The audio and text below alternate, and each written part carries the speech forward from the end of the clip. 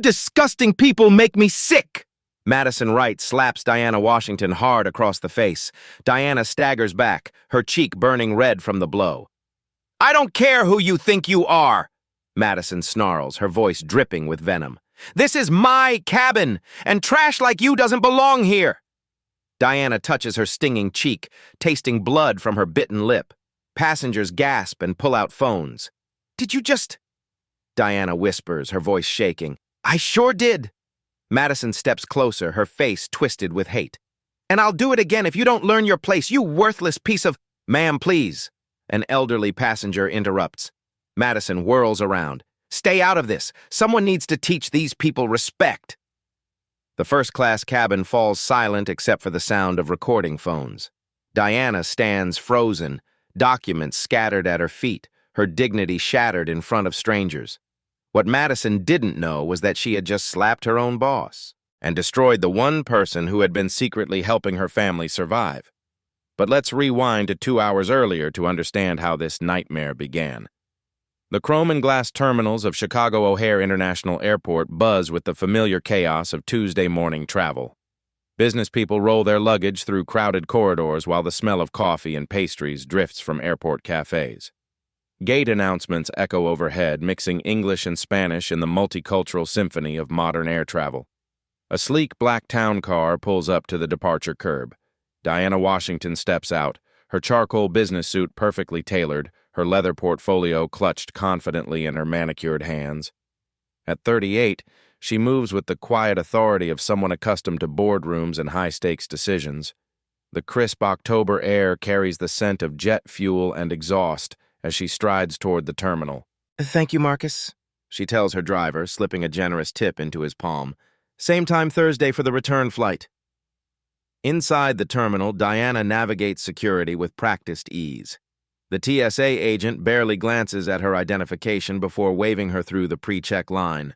Her phone buzzes constantly with messages about quarterly reviews and board meeting preparations. One text catches her attention from her assistant. Anonymous Education Fund payment processed, $2,500 to A. Wright Educational Trust. Diana smiles softly and types back. Perfect. Keep it confidential as always. Meanwhile, across the airport in the crew briefing room, Madison Wright adjusts her navy blue uniform and pins her name badge to her chest.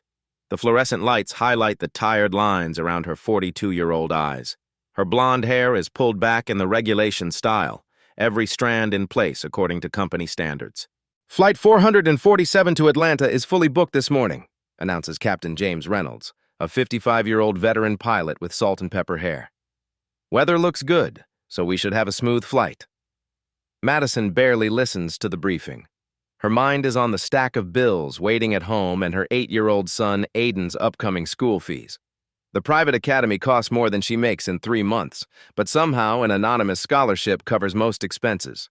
She's written countless thank you letters to the mysterious benefactor, never knowing the recipient's identity. Right, you're on first-class service today, the crew chief announces. Keep an eye on passenger 1A VIP booking. Madison nods, already feeling the familiar resentment building. VIP passengers meant extra work and entitled attitudes. In her experience, they were usually diversity hires or affirmative action cases who didn't deserve their positions. Tyler Jenkins, a 24-year-old junior flight attendant with eager eyes and nervous energy, approaches Madison. Miss Wright, should I handle the beverage service in coach while you... I'll handle first class myself, Madison cuts him off. These passengers need proper supervision. The subtext hangs heavy in the recycled air. Tyler has worked with Madison long enough to recognize her coded language. He's filed informal complaints about her behavior, but somehow they always disappear into the company bureaucracy. 30 minutes before departure, passengers begin boarding Flight 447. The Boeing 737, 800 aircraft sits gleaming on the tarmac, its white fuselage reflecting the morning sun. Inside, the familiar smell of disinfectant and recycled air greets each passenger as they find their seats.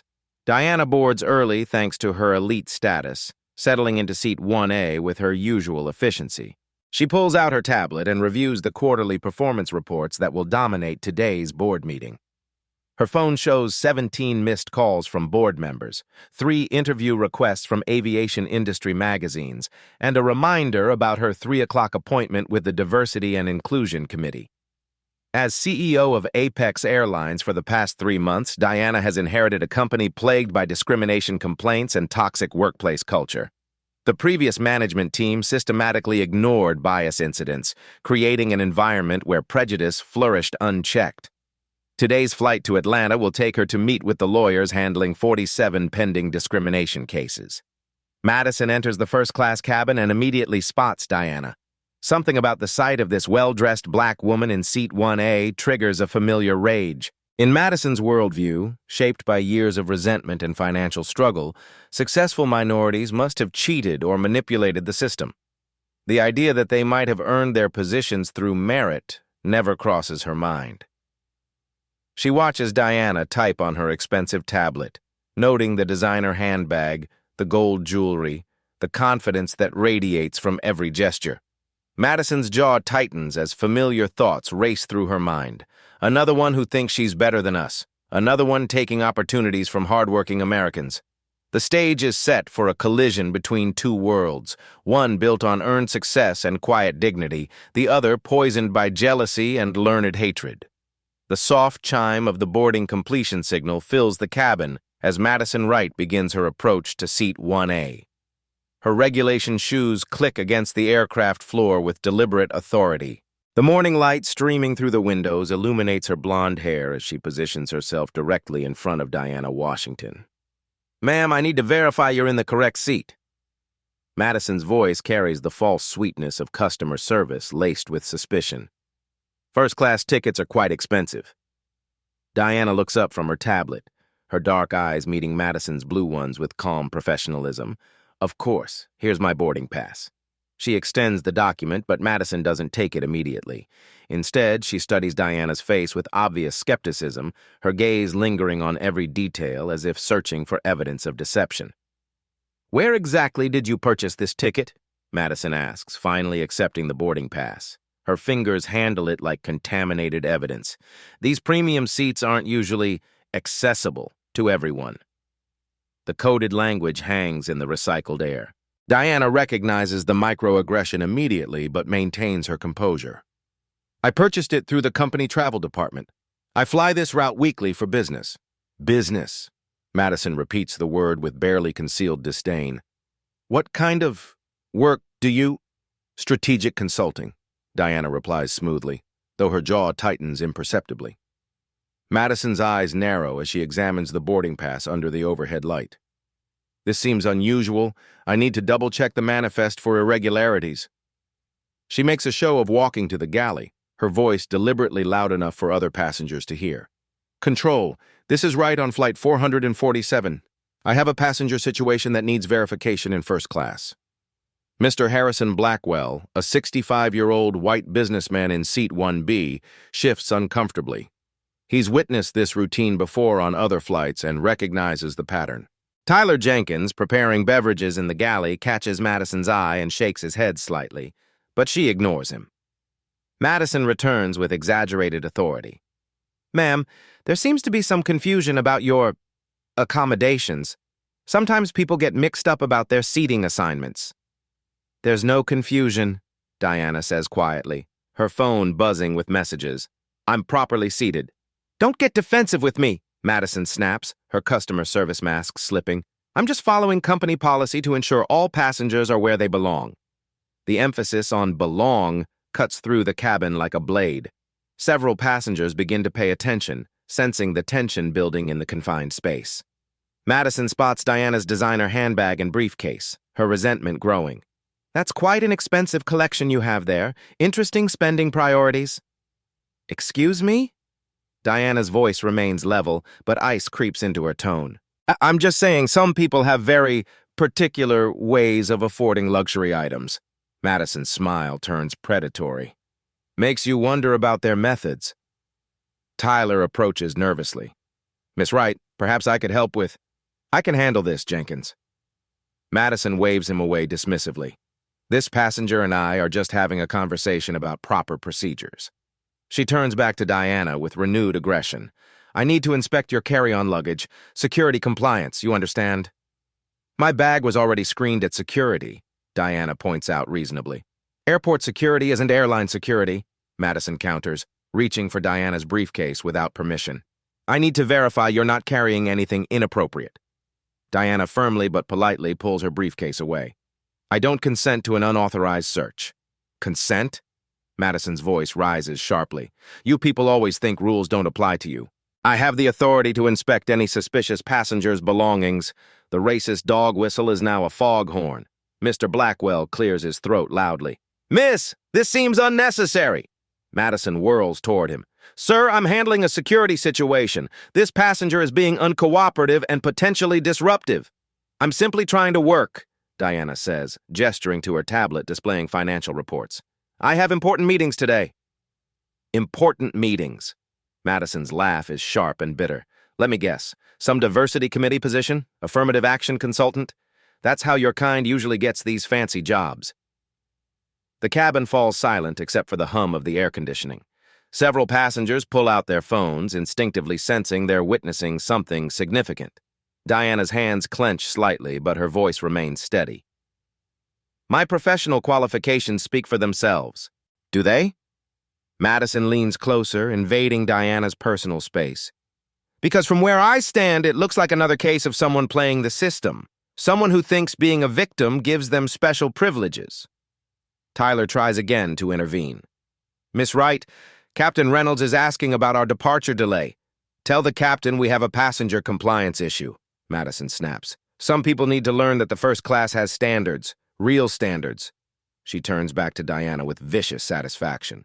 Maybe you'd be more comfortable in coach with the other budget travelers. I'm sure there's an empty middle seat somewhere in the back where you'd fit in better. I paid for this seat, and I'm staying in this seat, Diana says firmly, her professionalism finally showing cracks. Paid how? Madison's voice drips with insinuation. Credit cards can be so unreliable these days, especially when people live beyond their means. The accusation of financial fraud hangs in the air like toxic smoke. Diana's eyes flash with anger, but she forces herself to remain calm. I'd like to speak with your supervisor, Diana says, reaching for her phone. Madison's hand shoots out and grabs Diana's wrist. Put that phone down. Personal calls are not permitted during boarding procedures. Let go of me, Diana says quietly, her voice carrying a warning that Madison is too blinded by prejudice to recognize. I'll let go when you start following instructions, Madison hisses. Your kind always thinks you can do whatever you want, but this is my cabin. My rules.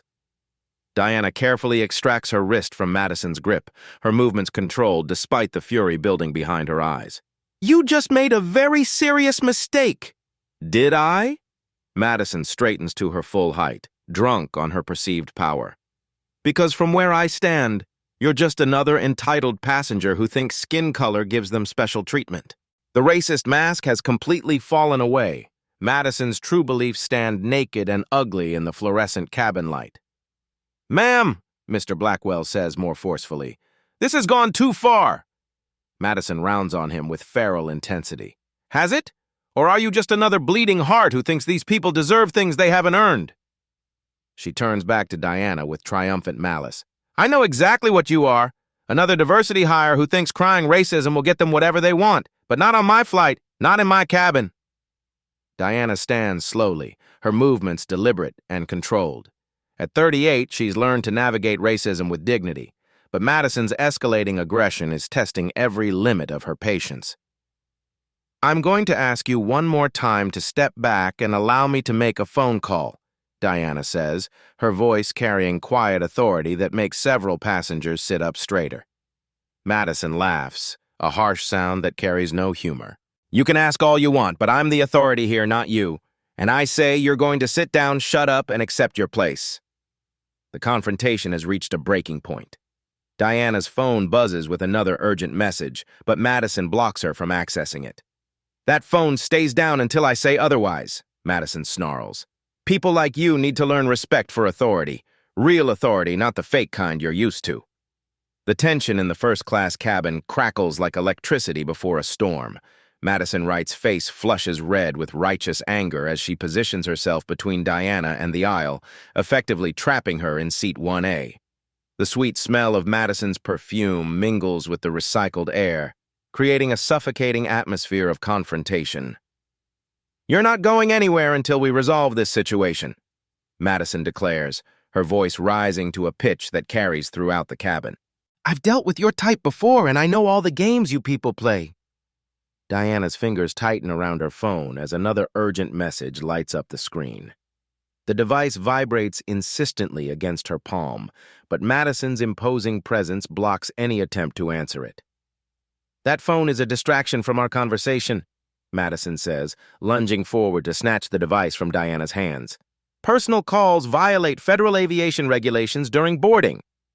"Give that back immediately," Diana says, her professional composure finally cracking as she stands to reclaim her property.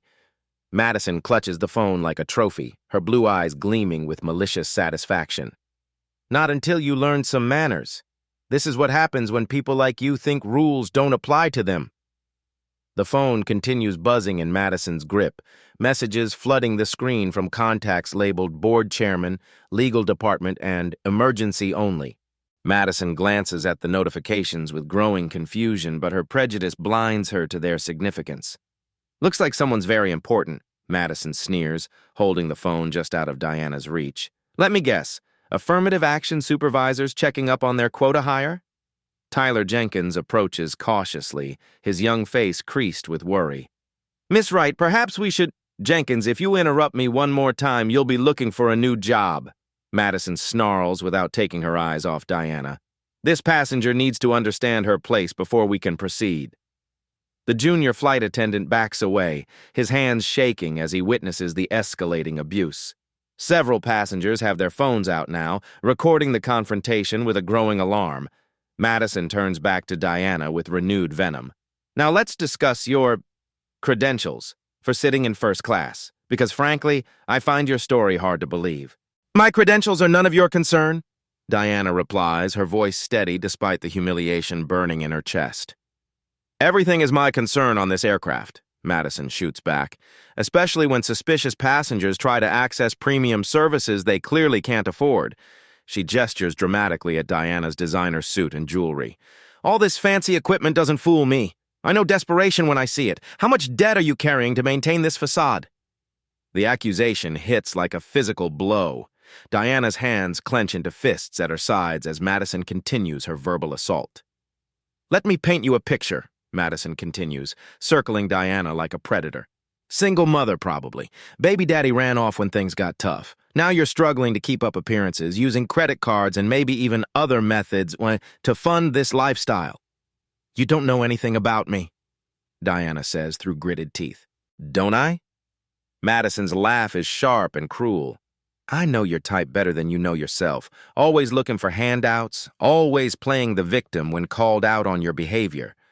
Mr. Blackwell can no longer remain silent. "Young lady, this is completely inappropriate."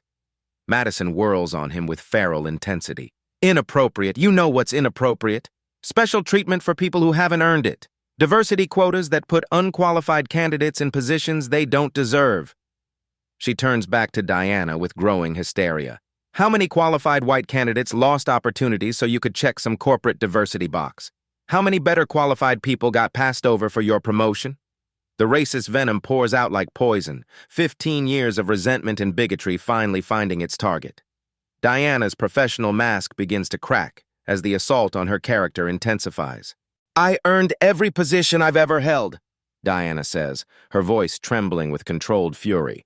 "Earned?" Madison's voice reaches a shriek. "The only thing your people ever earn is sympathy points for playing the race card. Everything else is handed to you on a silver platter." Captain Reynolds finally emerges from the cockpit, his weathered face showing irritation at the delay. "What's going on out here? We should have pushed back 10 minutes ago." Madison immediately shifts into victim mode. "Captain, this passenger is being disruptive and uncooperative. She's refusing to follow basic safety instructions and making threats." "That's absolutely untrue," Diana says, her composure returning as she addresses the pilot. "This flight attendant has been harassing me with racist comments and physical intimidation." "Racist?" Madison gasps with theatrical outrage. "How dare you? I'm colorblind. I treat everyone equally. You're the one bringing race into this situation. She turns to Captain Reynolds with practiced innocence. Sir, this is exactly what I was talking about. When people like this get called out on their behavior, they immediately cry racism. It's their standard playbook. The captain looks between the two women, clearly uncomfortable with the situation, but uncertain how to proceed. Years of avoiding conflict have left him ill-equipped to handle this explosive confrontation. Perhaps we can all just calm down and... He begins weakly. There's nothing to calm down about, Madison interrupts. I'm simply doing my job, maintaining safety and order in this cabin. If this passenger has a problem with that, she's welcome to take the next flight. Diana's phone continues buzzing in Madison's hand, the screen lighting up with increasingly urgent messages. One notification reads, "Emergency board meeting, CEO presence required immediately." Madison glances at the message and laughs derisively. CEO presence required? What kind of fantasy role-playing is this? Do you actually believe your own lies? Give me my phone, Diana demands, her voice carrying an authority that makes several passengers look up sharply. Not until you explain these ridiculous messages, Madison taunts, scrolling through the notifications. Board meetings, executive decisions? Who are you trying to fool with this elaborate charade? Tyler Jenkins recognizes something in Diana's tone and pulls out his company tablet. His fingers fly across the screen, accessing the corporate directory with growing urgency. Madison continues her psychological assault, oblivious to Tyler's research. Let me guess. You've convinced some gullible company to hire you as a diversity consultant, another made-up job for people who can't handle real work. You have no idea what you're talking about, Diana says, her patience finally reaching its breaking point. Don't I? Madison steps closer, invading Diana's personal space with aggressive body language. I've seen dozens of your kind over the years, always demanding special treatment, always claiming discrimination when you don't get your way. The smell of Madison's breath mingles with her perfume as she leans in menacingly. Well, not on my watch, not in my cabin. You're going to learn what real accountability looks like. Tyler's tablet screen shows a corporate profile that makes his face go pale. He tries to catch Madison's attention, but she's too focused on her victim to notice his increasingly frantic signals. This ends now, Madison declares with final authority. You're going to apologize for wasting everyone's time, accept a coach seat assignment, and learn to appreciate the opportunities this country has given you. She holds Diana's phone above her head like a prize, her face twisted with triumphant malice. And if you don't like it, you can walk back to whatever welfare office spawned you. The insult hangs in the cabin air like toxic smoke. Every passenger can feel the confrontation reaching its explosive climax as Diana rises to her full height, her eyes blazing with controlled fury. Give me my phone right now, Diana says, her voice carrying a quiet authority that makes the cabin fall silent. Make me, Madison snarls, her racist mask completely discarded. Show everyone what you people are really like when you don't get your way. The challenge echoes through the first-class cabin as two worlds collide, one built on earned success and dignity, the other poisoned by ignorance and hate. The next few seconds will change everything. Diana Washington reaches for her phone with deliberate calm, her movement causing Madison to jerk the device higher above her head like a schoolyard bully. The morning light streaming through the aircraft windows catches the gold of Diana's jewelry as she extends her hand. I'm asking you one final time to return my property, Diana says, her voice carrying an undertone of authority that makes several passengers sit up straighter. Madison's face contorts with sadistic pleasure. And I'm telling you one final time that you don't give orders here. People like you need to learn respect for authority. Respect for authority? Diana's eyebrow arches slightly. That's interesting because you're about to learn what real authority looks like. Madison laughs harshly, the sound grating against the cabin's recycled air. Real authority? From someone who probably got her job through diversity quotas? Don't make me laugh. Diana steps forward, her designer heels clicking against the aircraft floor with measured precision. The movement is so controlled, so confident, that Madison instinctively takes a half step backward. Miss Wright, Diana says, and something in her tone makes Madison's name sound like a formal declaration. You have just made the most catastrophic mistake of your career. Have I? Madison sneers, but uncertainty flickers in her blue eyes, because all I see is another entitled passenger who thinks she can intimidate working people. Tyler Jenkins frantically waves his tablet from the galley, his young face pale with growing horror. "Miss Wright!" he calls out urgently. "Miss Wright, you need to see this!" Madison ignores him completely, too drunk on her perceived power to notice the warning signs around her. Mr. Blackwell shifts uncomfortably in seat 1B, his businessman's instincts recognizing something significant in Diana's demeanor. "Working people?" Diana repeats thoughtfully. "Is that what you call terrorizing passengers with racist abuse? Is that your definition of work?" "I don't see color," Madison spits. "I just see someone who doesn't belong in first class trying to cause trouble." Diana reaches into her jacket pocket with fluid grace, extracting a business card that catches the overhead light. "Since you're so interested in my qualifications, perhaps you'd like to see my credentials." She extends the card toward Madison, who snatches it with greedy curiosity. The flight attendant's eyes scan the text, and the color slowly drains from her face like water from a broken dam. That's impossible," Madison whispers, the business card trembling in her fingers. The embossed lettering reads clearly. "Diana Washington, Chief Executive Officer, Apex Airlines." Tyler Jenkins finally reaches them, his tablet clutched in shaking hands. "Miss Wright, I tried to tell you. That's our CEO. She was appointed 3 months ago." The revelation hits the cabin like a physical force. Passengers lean forward in their seats, phones capturing every moment of Madison's dawning horror. Captain Reynolds' jaw drops as he recognizes the implications of what has just unfolded. "No," Madison breathes, shaking her head in frantic denial. "This is some kind of trick, some kind of fake identification." Diana retrieves her phone with calm authority, Madison too shocked to resist. "Tyler, please call security to meet us at the gate. Miss Wright has just assaulted the chief executive officer of this airline." "Assaulted?" Madison's voice cracks. I was following protocol. I didn't know." "You didn't know because you didn't care to know," Diana replies with quiet steel. "You saw my skin color and decided that was all the information you needed." The business card flutters to the floor as Madison's hands shake uncontrollably. Around them, passengers murmur in amazement and vindication, their phones capturing every moment of the power reversal. "This flight will be delayed while we address this incident," Diana announces to the cabin, her voice carrying the natural authority of someone accustomed to command. "I apologize for the disruption caused by this employee's behavior." Madison scrambles to retrieve the business card, studying it desperately for signs of forgery. But you can't be... how was I supposed to know?" "Perhaps by treating all passengers with basic human dignity," Diana suggests coldly. "Perhaps by not assuming someone's qualifications based on their race." Captain Reynolds approaches with visible alarm, his weathered face showing the panic of a man who realizes his career might be ending. "Miss Washington, I had no idea. If I had known you were aboard..."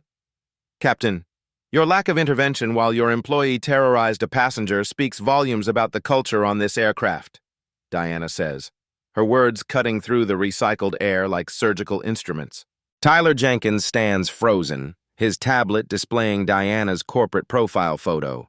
The image shows the same woman now standing before them, but in the professional headshot, she wears the confident smile of someone comfortable with power. "Ma'am," Tyler stammers, "I'm so sorry. I tried to stop her, but..." "You tried, Tyler. That's more than anyone else did." Diana's tone softens slightly for the young man who showed courage in an impossible situation. Madison's world crumbles around her as the reality sinks in. I have a son," she whispers desperately.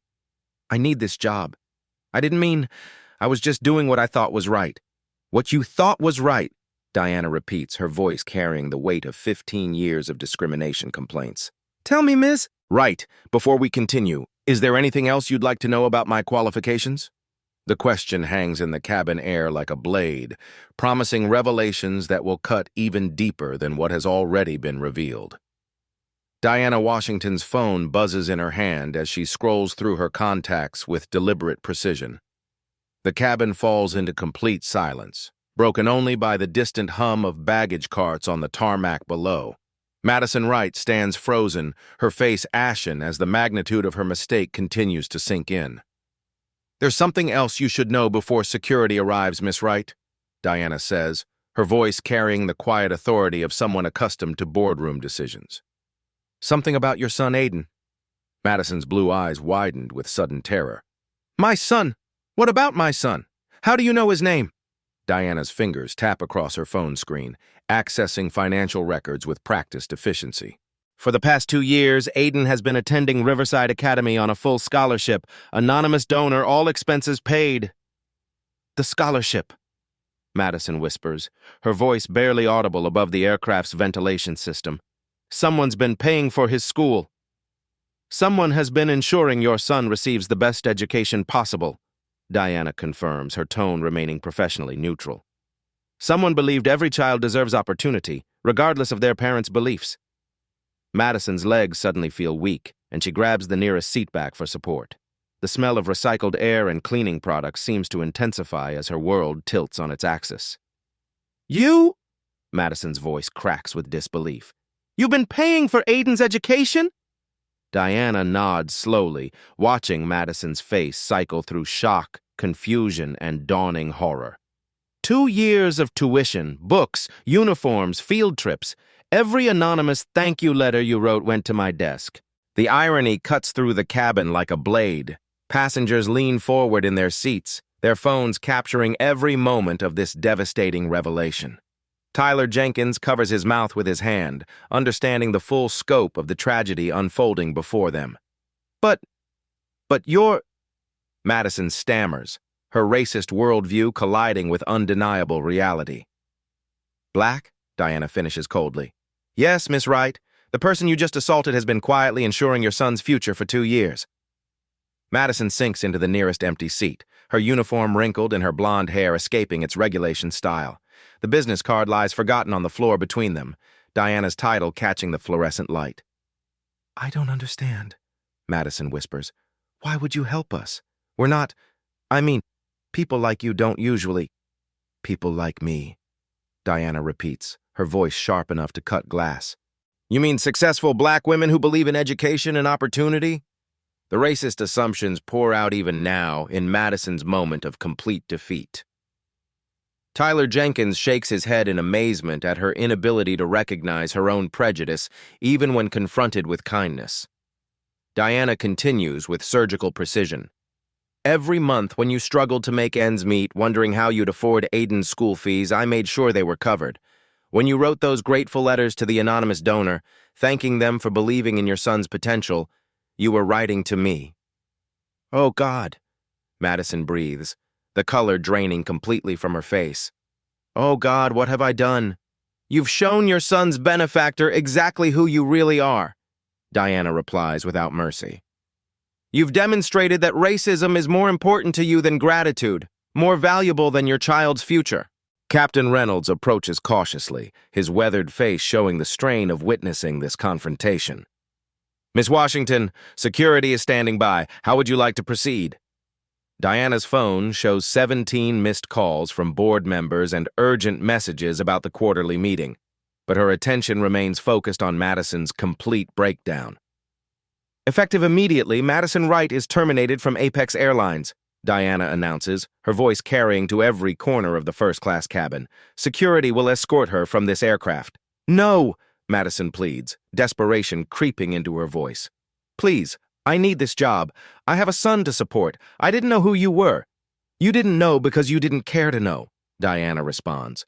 "You saw my skin color and decided that was sufficient information to justify your behavior." The sound of footsteps on the jet bridge announces security's arrival.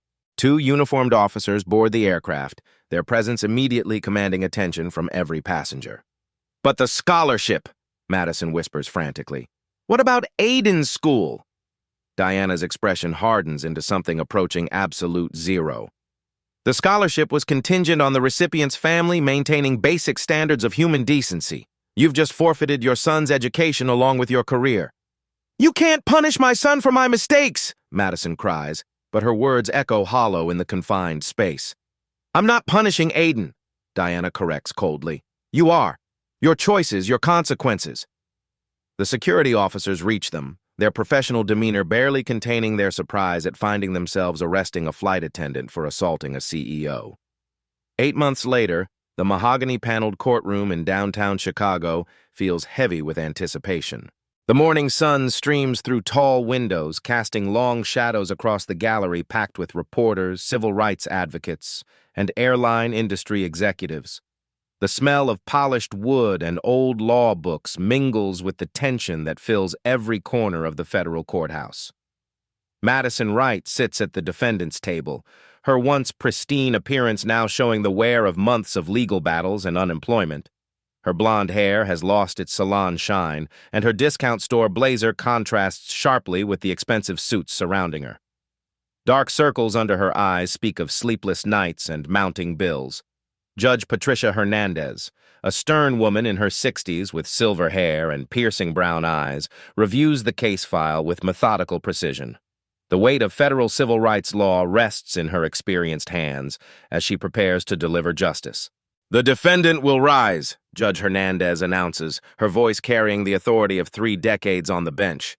Madison stands on shaking legs, her court-appointed attorney offering no comfort beside her. Behind her in the gallery, Diana Washington sits with quiet dignity, surrounded by her legal team and members of the airline industry press corps. "Madison Wright," Judge Hernandez begins, her tone cutting through the courtroom's silence like a blade. "You have been found guilty of assault and battery against a corporate executive, violation of federal civil rights statutes, and abuse of your position of authority." The investigation that followed the incident had revealed a pattern of discrimination spanning Madison's entire 15-year career. 47 complaints filed by minority passengers, all mysteriously dismissed by the previous management team. Audio recordings from previous flights captured similar racist tirades. Federal investigators uncovered training materials that coded discriminatory practices as maintaining standards.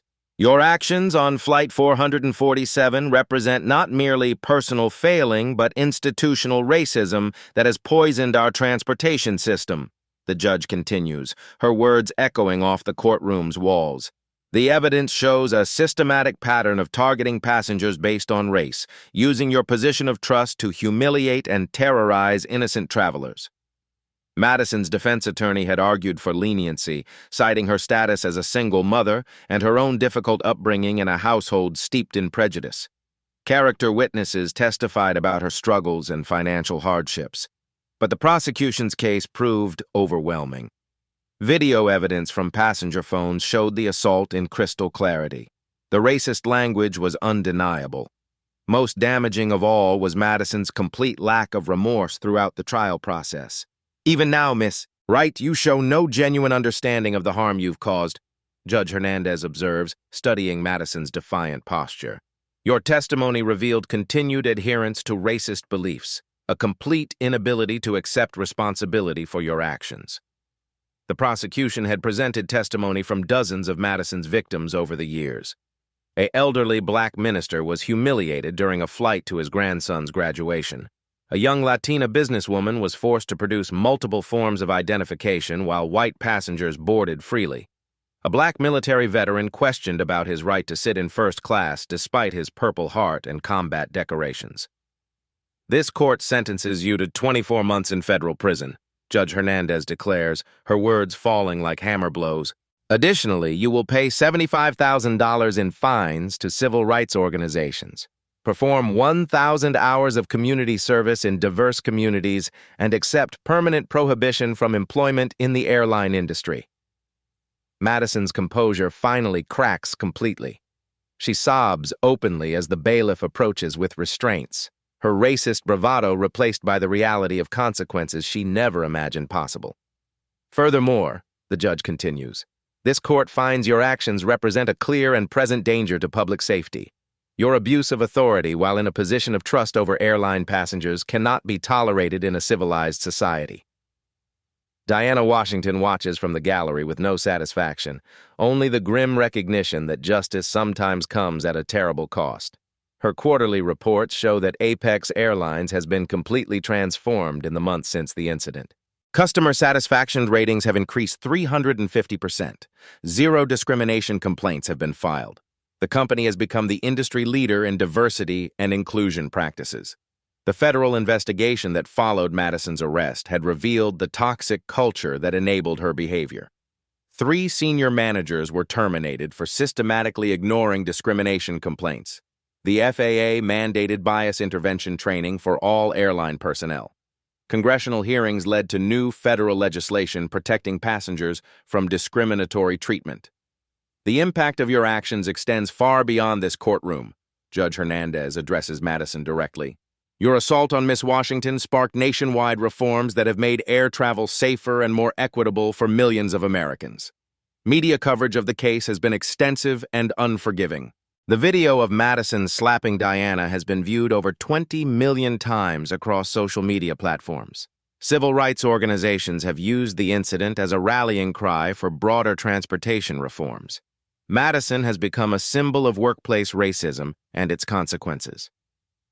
Your son, Aiden, the judge continues, her voice softening slightly, represents the true tragedy of this case, an innocent child whose educational opportunities were destroyed by his mother's choices. Madison looks up sharply at the mention of her son, tears streaming down her face. The 8-year-old boy now lives with relatives who struggle to counter the racist ideology she taught him. His scholarship was indeed terminated, forcing him into an underfunded public school where he struggles academically and socially. Diana had quietly established a scholarship fund for children affected by racist parents, but Aiden's case proves too complicated. The boy parrots his mother's hateful language, making integration into diverse educational settings nearly impossible. The court recognizes that Miss Wright's racist beliefs were learned, passed down through generations of prejudice and ignorance, Judge Hernandez observes. But that explanation does not excuse her actions or diminish their impact on innocent victims. The prosecution's impact statements had been devastating.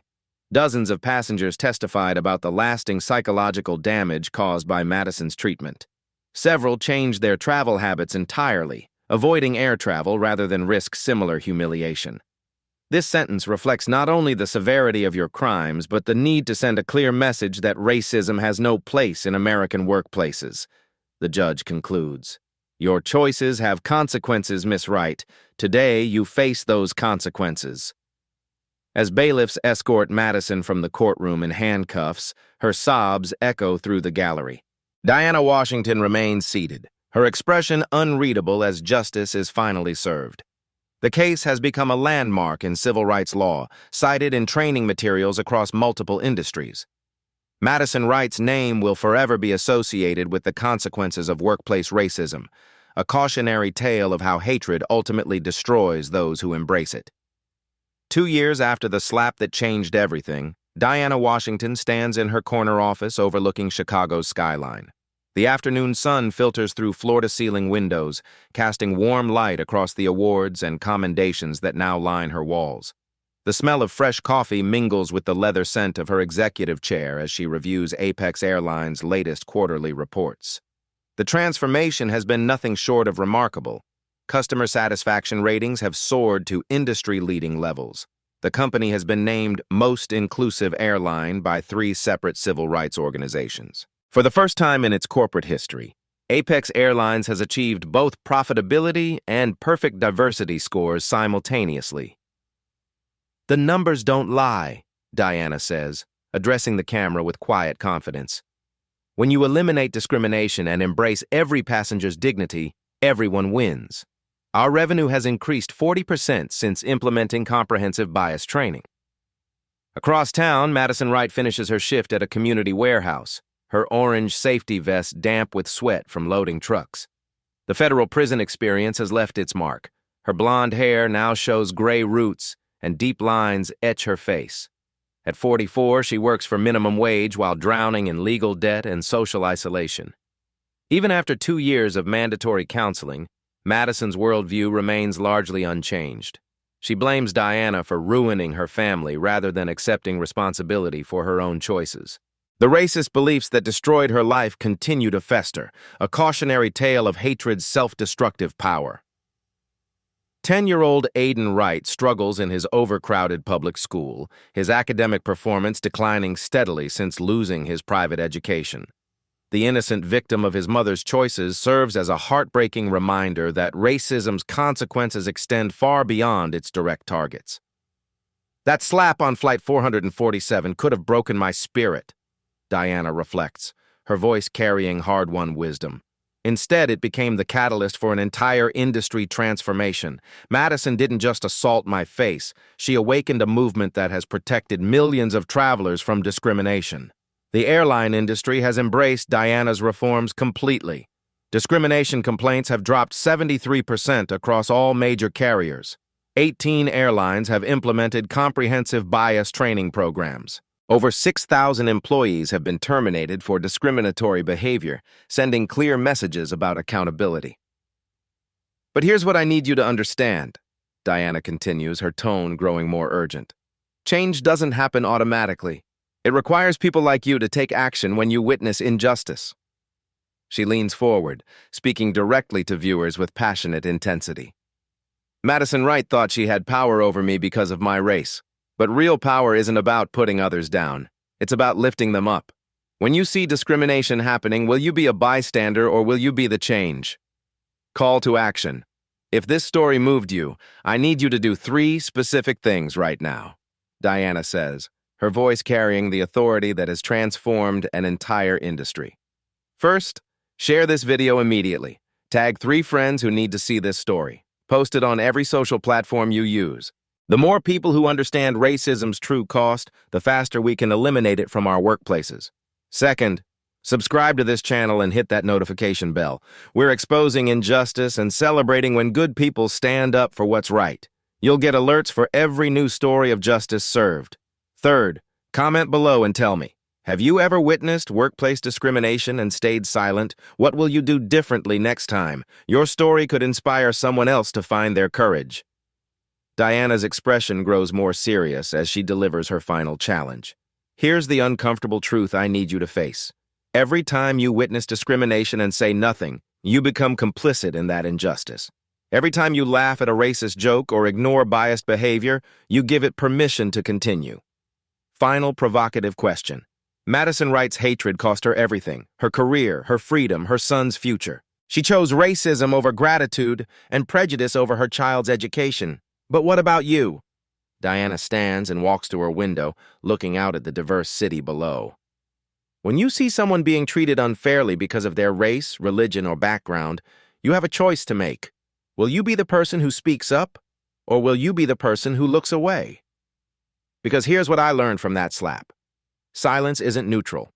Silence is complicity, and complicity is always a choice. The final image shows Diana boarding Flight 447, the same route where everything began, now staffed by a diverse crew trained in dignity and respect. Passengers of every background board with confidence, knowing they'll be treated as human beings deserve. What choice will you make?